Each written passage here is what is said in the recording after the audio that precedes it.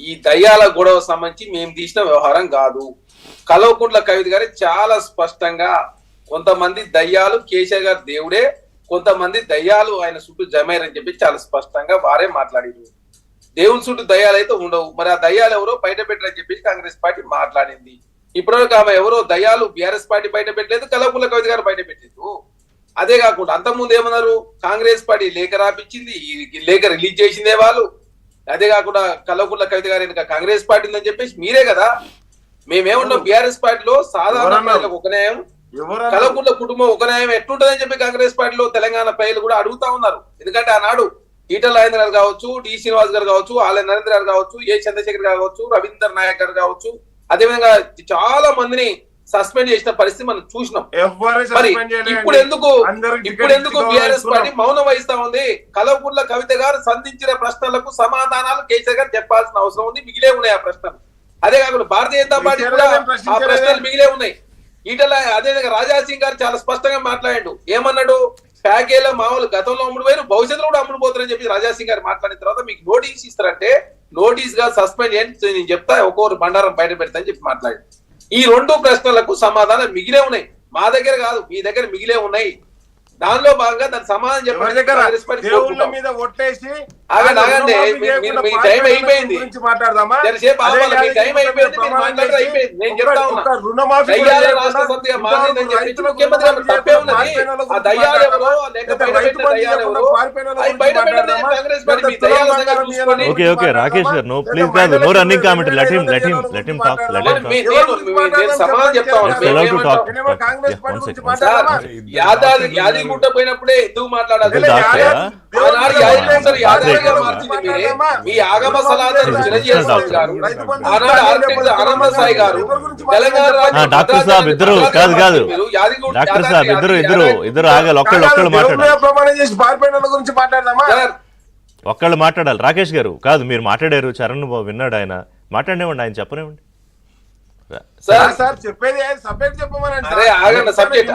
ఇప్పుడు కాదు అట్లా కాదు, ఆయన ఏం మాట్లాడాలి మనం చెప్తే అట్లా మాట్లాడేవాడు. ఇప్పుడు అవుట్ ఆఫ్ ది సబ్జెక్ట్ కాదు, out of the box, out of the subject వెళ్తే నేను ఆపుతా. చరణ్ గారు చెప్పండి. మాట్లాడుతున్నా ఇక్కడ ఎందుకు మా ముఖ్యమంత్రి గారు మాట్లాడాల్సి వచ్చిందంటే, కల్వకుంట్ల కవిత గారు వారు బ్యాన్ చేసినటువంటి ఇందిరా పార్క్ దగ్గరకు వచ్చి కాంగ్రెస్ ప్రభుత్వం కల్పించిన స్వేచ్ఛను వాడుకొని మా కాంగ్రెస్ ప్రభుత్వాన్ని విమర్శించారు. ఏమని, ఇది కమిషన్, కాళేశ్వరం కమిషన్ నోటీస్ కాదు, కాంగ్రెస్ కమిషన్ నోటీస్ అని చెప్పేసి చాలా స్పష్టంగా వారు మాట్లాడారు. దానికి సమాధానంగా ముఖ్యమంత్రి గారు మాట్లాడారు.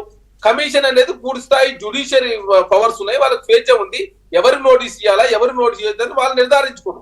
ఇక్కడ ఇంకోటి, ఈటల రాజేంద్ర గారు ఏం చెప్పారు, భారతీయ జనతా పార్టీ ఏం మాట్లాడింది అన్నాడంటే, ఈటల రాజేంద్ర గారు బీఆర్ఎస్ పార్టీ వస్తున్నాడు కాబట్టి, ఈటల రాజేంద్ర గారు కేసీఆర్ గారు చేసిన తప్పులని తెలుసు కాబట్టి అవన్నీ ఒక్కొక్కటి బయట పెడతారని చెప్పి భారతీయ జనతా పార్టీ మాట్లాడింది.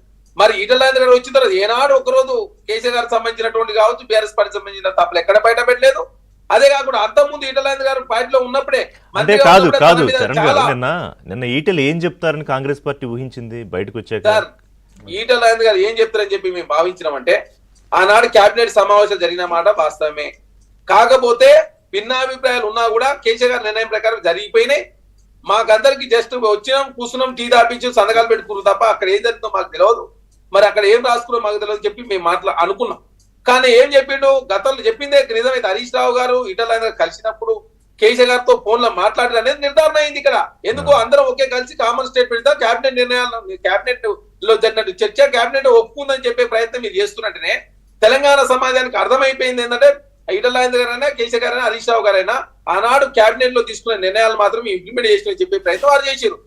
ఇక్కడ ఈటల రాజేంద్ర గారు ఏం చెప్తారని మేము అనుకున్నాం, కేబినెట్ ఆనాడు స్వేచ్ఛ లేదు ఆనాడు మేము ఒకటి అనుకుంటే వాళ్ళు ఒకటి చర్చ పెట్టకుండానే ఆనాడు సంతకాలు పెడుతూ పంపించారు, లేకపోతే ఆనాడు దాని మీద చర్చ జరగలేదని చెప్పేసి మాట్లాడుతున్నారు. అదే ఇప్పుడు మీ ఎలిగేషన్ ఏంటంటే, మీ వర్కింగ్ ప్రెసిడెంట్ మాట్లాడినా మీరు మాట్లాడినా ఏంటంటే, ఇవాళ ఏదో ఈ విషయంలో కాళేశ్వరం విషయంలో ఈ ములాఖాత్ మళ్ళీ బయటపడింది అనేది. అంటే కిషన్ రెడ్డికి తెలుసు ఈటలు ఏం చెప్తున్నారు, మోడీ గారు అవేళ ఏటీఎం అంటే వీళ్ళు దానికి భిన్నంగా స్పందిస్తున్నారు అనేది కాళేశ్వరం కమిషన్ విచారణ విషయంలో. అంతేనా? బీజేపీ అంతే కదా సార్. ఇప్పుడు ఆనాడు ఏటీఎం మాట్లాడింది నరేంద్ర మోడీ గారే, ఈటల రాజేంద్ర గారు బయటకు వచ్చినట్టు చెప్పింది భారతీయ జనతా పార్టీ అదే చెప్పింది. అన్ని విషయాలకు తర్వాత ఈటల రాజేంద్ర గారి మీద అలిగేషన్లు వచ్చినాయి. తర్వాత భూలో సంబంధించి వారం వచ్చింది, ఆ భూలో సంబంధించి వారం ఏనాడు కూడా కేసీఆర్ గారు మళ్ళీ దాన్ని లేవనెత్తలేదు. ఆ కేసు కాదు పెట్టలేదు, కాదు ఏమైందో మీరు తెలియదు. మీరు లేవనెత్తిన పాయింట్ మీద ఒక బ్రేక్ తర్వాత కిషోర్ రెడ్డి గారు ఆయన మరి ఎట్లా దాన్ని కౌంటర్ చేస్తారో ఇది కాదు అని ఎలా